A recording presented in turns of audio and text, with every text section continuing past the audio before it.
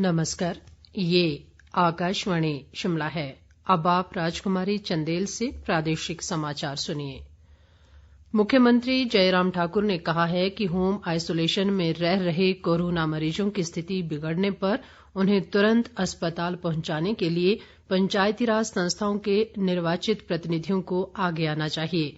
इससे कोरोना मरीजों को अस्पताल में बेहतर उपचार प्रदान किया जा सकेगा। मुख्यमंत्री आज शिमला से पंचायती राज संस्थाओं से प्रतिनिधियों के साथ वर्चुअल माध्यम से बातचीत कर रहे थे। मुख्यमंत्री ने पंचायत प्रतिनिधियों से विवाह समारोहों के दौरान सख्त निगरानी रखने का आग्रह किया। मुख्यमंत्री ने माना कि कुछ लोग अभी भी शादी समारोहों में कोरोना मानक संचालन प्रक्रिया का पालन नहीं कर रहे हैं। उन्होंने कहा कि पंचायत प्रतिनिधियों को लोगों को बाहर से आने वाले या लोगों के बिना घर में विवाह आयोजित करने के लिए प्रेरित करना चाहिए। इससे महामारी के प्रसार को रोकने में मदद मिलेगी। उन्होंने राज्य के बाहर से आ रहे लोगों पर कड़ी नजर रखने का भी पंचायत प्रतिनिधियों से आग्रह किया। राज्यपाल बंडारू दत्तात्रेय ने कहा है कि कोरोना महामारी के दौरान नर्सों द्वारा समर्पण भाव से दी गई सेवाएं और प्रयास सराहनीय हैं। राज्यपाल आज अंतर्राष्ट्रीय नर्स दिवस पर राजभवन शिमला में आईजीएमसी शिमला की नर्स पीना शर्मा को नर्सिंग समुदाय की ओर से सम्मानित करने के अवसर पर बोल रहे थे। उन्होंने कहा कि नर्सें अपनी जान की परवाह किए बिना ज्यादा से ज्यादा लोगों की जान बचाने में जुटी हैं। फ्लोरेंस नाइटिंगेल के त्याग और समर्पण को याद करते हुए राज्यपाल ने इस व्यवसाय से जुड़े सभी कोरोना योद्धाओं का आभार जताया। राज्यपाल की धर्मपत्नी वसंथा बंडारू भी इस अवसर पर उपस्थित थीं।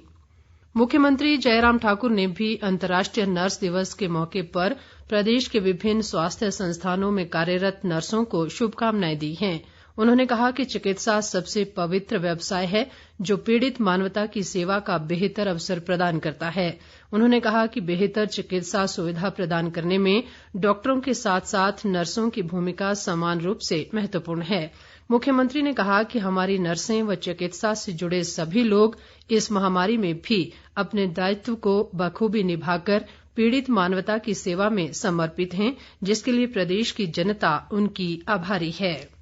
स्वास्थ्य मंत्री डॉक्टर राजीव सहजल ने आज कांगड़ा जिला में कोरोना उपचार के लिए निर्धारित स्वास्थ्य संस्थानों और होम आइसोलेशन में कोरोना रोगियों के लिए उपलब्ध करवाई जा रही सुविधाओं का निरीक्षण किया और रोगियों से बातचीत की। उन्होंने कोविड टीकाकरण केंद्रों में व्यवस्थाओं का जायजा भी लिया और धर्मशाला में जिला प्रशासन व स्वास्थ्य विभाग के अधिकारियों के साथ कोरोना से निपटने की तैयारियों की समीक्षा की।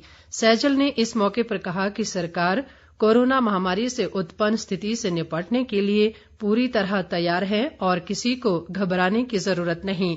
उन्होंने कहा कि हर स्तर पर कोरोना रोगियों के स्वास्थ्य की लगातार निगरानी की जा रही है। बाद में उन्होंने कोविड मेकशिफ्ट अस्पताल परौर का भी दौरा किया। यह अस्पताल 15 मई तक काम करना शुरू कर देगा।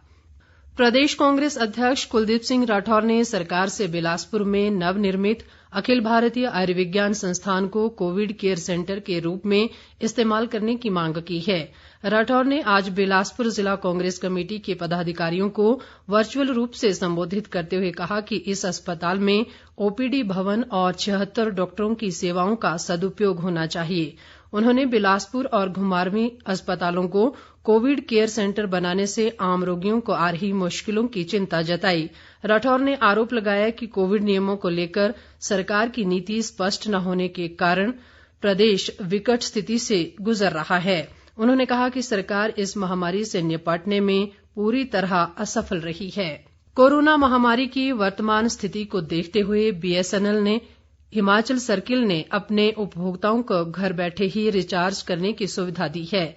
बीएसएनएल के मुख्य महाप्रबंधक जसविंदर सिंह सहोता ने आज शिमला में कहा कि ग्राहक इस सुविधा के लिए टोल फ्री नंबर 5670099 का उपयोग करें। इसी नंबर से उपभोक्ता घर बैठे सिम की डिलीवरी भी पा सकते हैं।